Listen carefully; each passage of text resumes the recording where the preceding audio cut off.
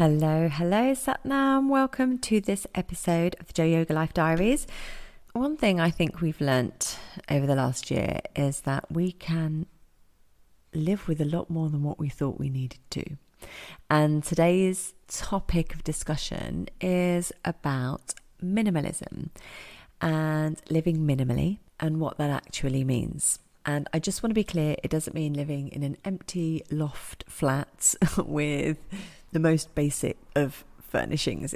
It means just how to streamline your life, just to make it flow better, to create more space for yourself, both mentally and physically, create more money for yourself, and just make life a little bit easier. I think we live in this more society. We need more money, we need more food, we need more clothes, we need to be able to go out more, we need a bigger house, a bigger car.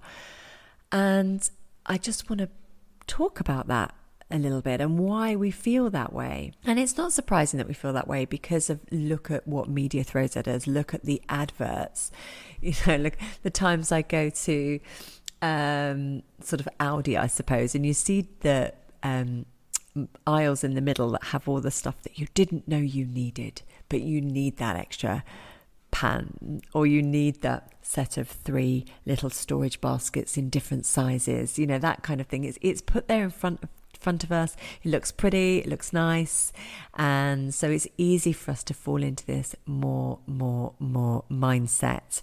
And so I just want to talk about it today with no judgment, but what I do have is just tips and ideas about the ways that both you and we can create a little bit more of a minimal life and a minimal space. Because when we are cluttered and when our life is cluttered, and I'm going to talk literally now, I'm going to talk, stuff around you. I sit here at my desk and I am surrounded by pieces of paper, photographs, toys, not my toys, but the toys here, and just stuff and things. And I sit, and it creates for a busy mind and a busy headspace. If you go to spas or you go on holiday or you go to a hotel where it's just the only things are there for decorative purposes or to make you feel good, you just feel better and you feel calmer and more at ease. So we're going to adopt, is it the Marie Kondo? I've not seen any of her programs, but I have heard about the lady who does the decluttering, and she talks about things bringing you joy. Now, a few years ago, I did actually decide that I would only have things around me that brought me joy. I might have slipped a little bit with that, but I'm going to go back to it today. So when you're looking around at things that you have in your home, do they bring you joy? Do they have a purpose? And do they make you smile? And if they do, then keep them. I, for years, lived by the life motto that I would not have anything that I couldn't walk away from in 5 minutes. And that included people as well. I know, ruthless, until I became a mother, of course. So I never had anything, and I moved around a lot. I was a bit of a nomad. I probably moved house every 2 to 3 years. So I didn't own a lot of stuff, everything just I could walk away from within 5 minutes. And I can honestly say I could probably still do the same now, actually.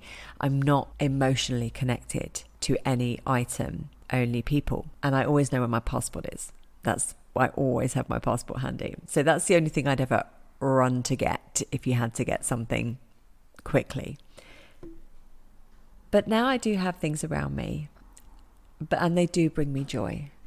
There is a lot of clutter and things I don't need, but they do certainly bring me joy. And if I have stuff that doesn't bring me joy, it just goes. And that's something I want you to think about. Be happy with purging and clearing stuff out. I am more than happy having a clear out. In fact, I love it. I love chucking stuff out. I love putting things in the bin or in the charity bag or putting them on Facebook to be sold and go to another home. I just love to get rid of things because I hate holding on to stuff. I'm totally happy with a purge. About once a year, I do this thing with my wardrobe where I turn all the hangers the other way. And then I check, and then as I put things back, I put them back the right way. And then I go and I check after about a month or 6 weeks, and anything that's still facing the other way, and okay, if it's like a ball dress or those things that you only wear once in a while, then I'll still keep it. But if it's like an everyday something that I've not worn, it goes in the charity bag. And I love doing stuff like that. and it just makes me feel good, and I love a good old clear out. So be happy with purging. Be happy with getting rid of stuff. You don't need it. Don't keep it. It doesn't matter. Try and adopt one in, one out. So if you buy something new, give something away. There is a Instagram handle that I follow, Be More With Less. I used to follow her programs and things online as well, and she worked on this minimalist wardrobe, this basic wardrobe. I think it was three of everything, 3 jackets, 3 tops, 3 skirts, something like that. I can't do that, I'll be honest. I love my clothes and I love my colors and my variety of things to wear. I find clothes fun, but I don't have a ridiculously extensive wardrobe either. I don't necessarily do one in, one out, but I do purge a lot, and I do give things to charity a lot. And when things are broken or damaged, if I can't fix them, they'll be thrown. So I am pretty good with that, and I do rotate my wardrobe in a nice, sensible manner, and it doesn't overflow. It's pretty good. So try that, one in, one out. Moving away from practical stuff, what about social media? Actually, I just touched on Instagram. Having a social media minimalist attitude. I try and do a day a week, where I don't go on social media. For the last month, I've not been able to do it because it's just been a busy time. Life has opened up again, business has opened up again. So there's been a lot of activity on social media. But I do try, and I'm going to pledge to do it this week, have a day where I don't go on social media. My posts are already scheduled, so I don't need to go on there, and I can go there the day after to respond to any comments and things.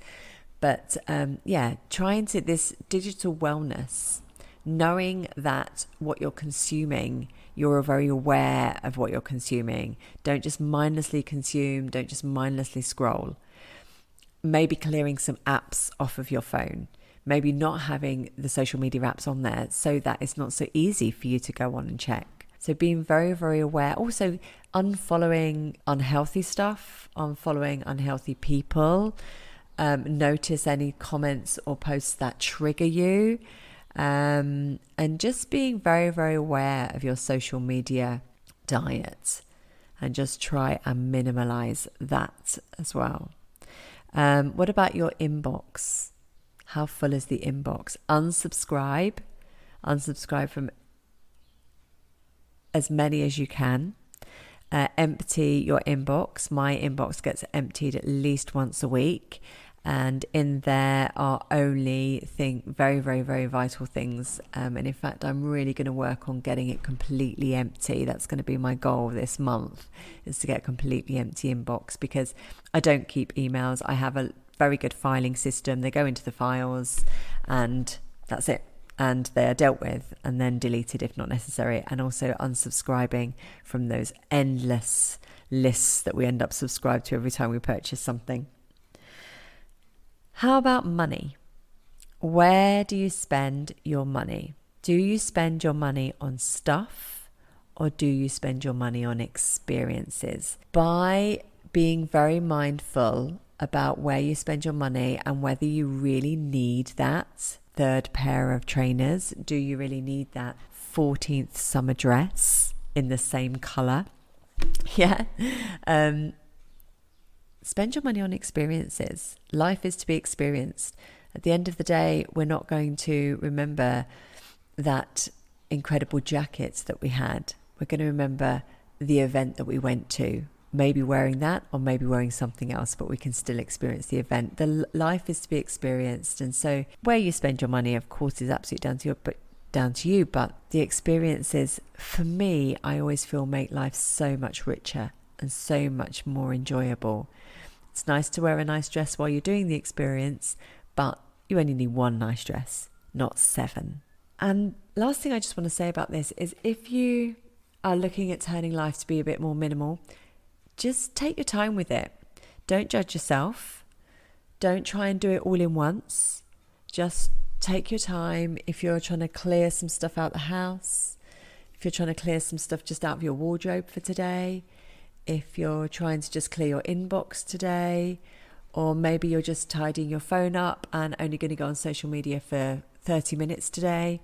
Just pick one thing and try it out, and then journal on how it is. Take your time with it. Clear away. By clearing away the stuff that you don't need or don't use, you're going to create so much more space and energy in your life. I promise you, it will have huge repercussions on every aspect of your life. As I say, it's not about living in an empty loft space with very minimalist furniture. Have things around you that bring you joy. Have things around that make you smile. Have things around you that have a purpose, and you will live a beautiful life. Now have a lovely day, and I'll see you soon. Thank you so much for listening today.